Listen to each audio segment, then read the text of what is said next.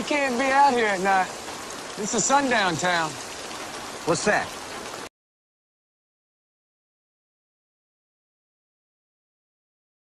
People who don't know, what is a sundown town? Sundown town is an area that posts the law no blacks after sundown. And they did that for a reason. What is the reason?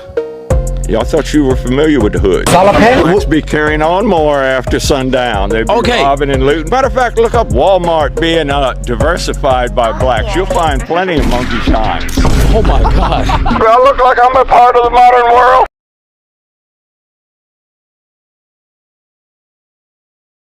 In the history of America, there were towns in the United States called sundown towns. Now, those of you who are not from America that could be watching this video, a sundown town is basically a town full of racist white supremacists, male and female.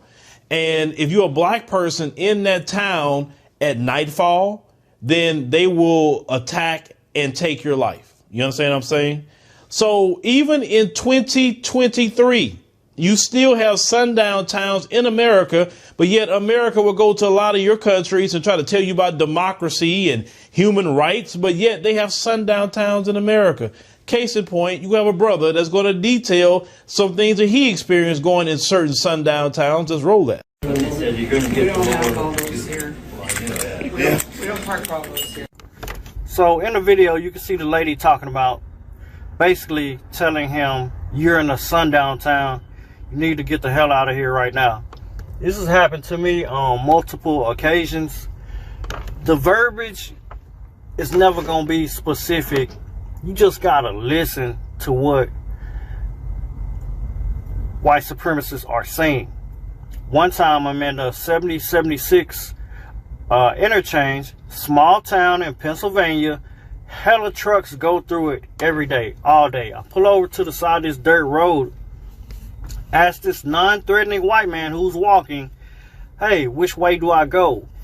And he looked so like a regular cool white person. But the way he talked to me, the verbiage that he used, let me know I was not welcome. He was just like, do you know where you at? You know, it's not too many of y'all that look like you that's over here. And just different little stuff. And he got more, not violent, but the more aggressive in his verbiage with every freaking word. He was trying to let me know, because he was like, oh, this ninja can't take hints. And I couldn't. He was telling me, get your black out of here. So y'all need to learn how to pay attention when white people are talking.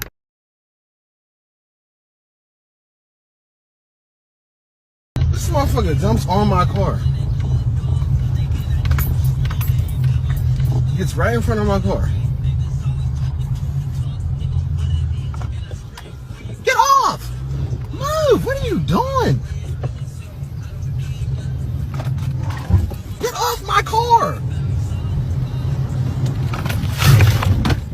He's still on my car. Get the fuck off my car.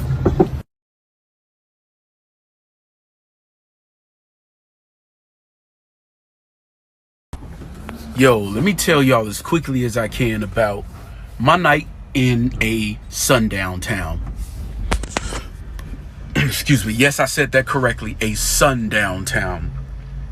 2022, a sundown town.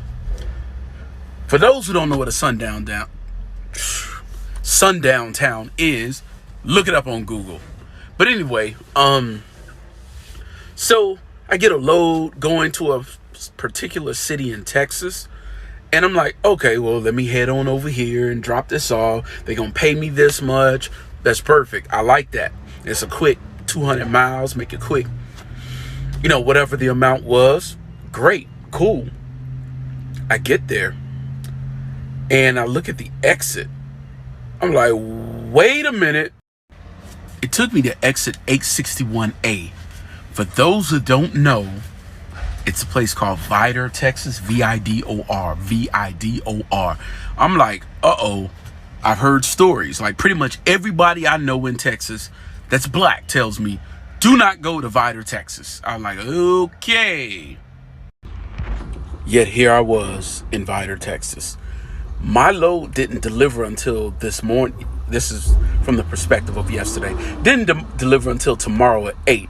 It was like 5:30.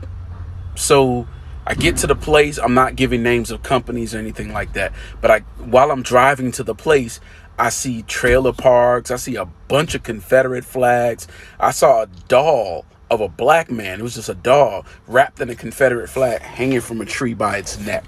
That's the type of stuff I saw in Vidor, Texas, which led me to believe that the reputation was fairly earned. I get there. The security guard says, hey, we got a code red.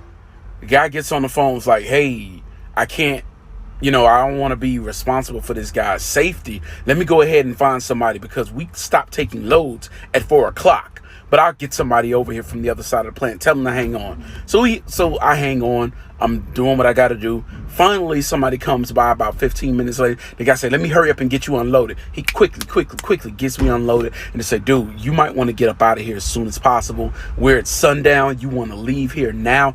Don't stop until you at least get to Beaumont. I was like, okay.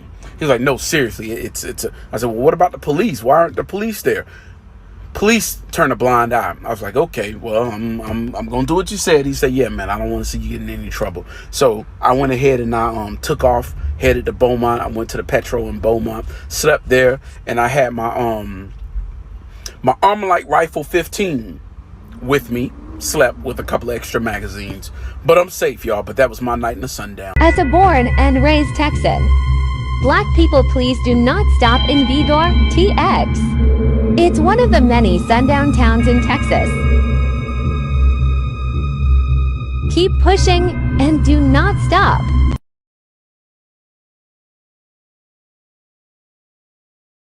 Look like you just over here. In this society, in America, and the beautiful thing about the internet is that it's exposing everything in real time. And people all over the world can see this. And it's a beautiful thing. Sundown towns should not be in existence. But let me tell you really how black people got caught up in those sundown towns. So these brothers you talking about are truck drivers, or maybe a person get lost somewhere. People have went to gas stations and they try to warn you and let you know, say, hey, you know where you at? And say, it's not a good place for you to be. You probably want to leave. So they'll try to warn you to get out of town. But if you are caught, this is normally how they get you. The white supremacists are the police too. They the police chief, they all the police. So what they'll do is the police will pull you over. For nothing, literally. They pull you over and then they'll call their white supremacist friends. And then the police will take you somewhere and then they let their white supremacist friends and they're going to get involved with it too. And then they're going to, torture you and they're going to unalive you. That's what they're going to do. And they're going to get rid of the evidence in the car because they're the police. That's what they do in these sundown towns. They're letting you know. There's not no random Klan to show up with no, it's the police. That's who is the Klan, right? Any of you all know what a sundown town is? Yes, sir, we do. Well, this is a sundown county. And if I had found you pissing in my woods like animals after dark, it would have been my sworn duty to hang every single one of you from them trees. It's not sundown yet?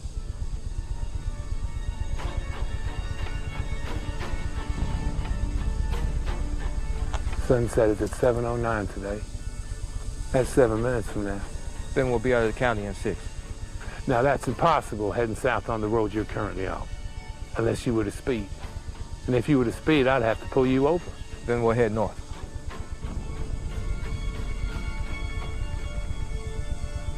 That might work.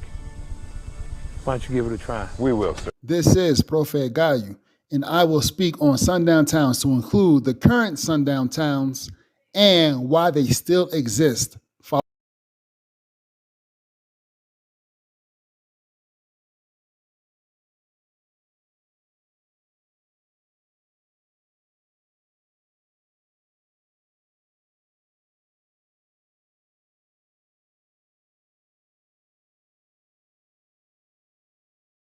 We've been sharing inspiring stories of Black Coloradans and their contributions to our state. And this week, we're revealing a darker side of our Colorado history. Denver 7's Micah Smith is telling the story of sundown towns where Coloradans of color were prevented from living. The beauty of a sunset is captivating, but for decades in our country, the sun setting was an ominous reminder that Black people were entering the most dangerous time of day. We don't necessarily have a complete record of all the sundown towns in Colorado. There are a few that posted banners or posted signs to make sure that people knew. A sundown town was an all-white city that banned Black people from living within city limits or being in town after dark. Black American West Museum volunteer Terry Gentry says they were especially prevalent during the late 1800s and throughout the 1900s. There were a lot of risks. You could either be harmed, you could be forced out of town, you could be killed.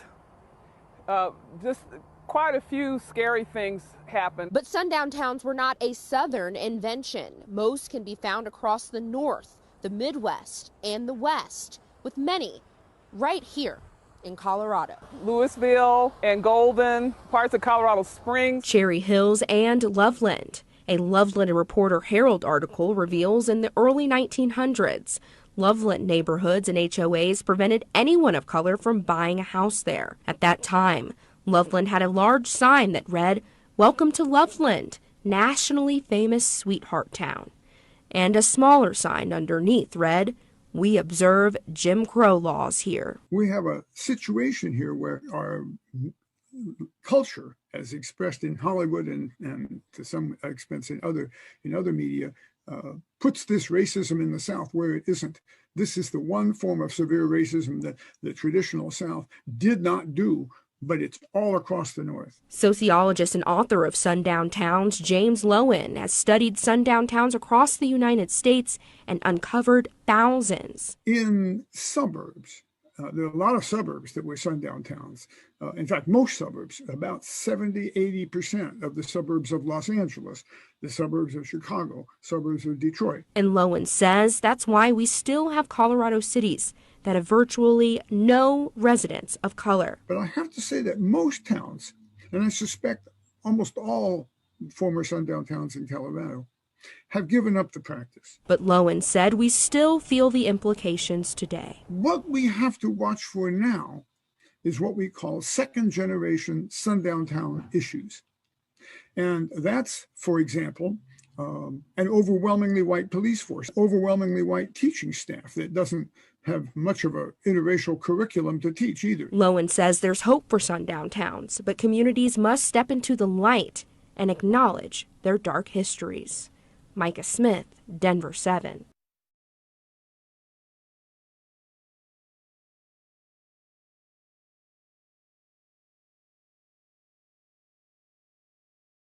America can't tell no country about human rights, because I always tell any person in any country, if they try to come wagging their finger at you about human rights on any level, their Achilles heel is Black America.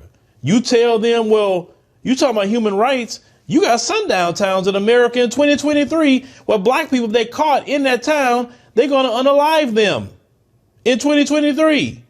What are you talking about? Look at what your police do to Black people. That is their Achilles heel. You can also tell them, look at what they dealt with slavery, and you still haven't even made that right. You didn't even pay reparations to Black Americans. How you gonna come over here telling us about any kind of human rights and democracy? You have no human rights and democracy in your country.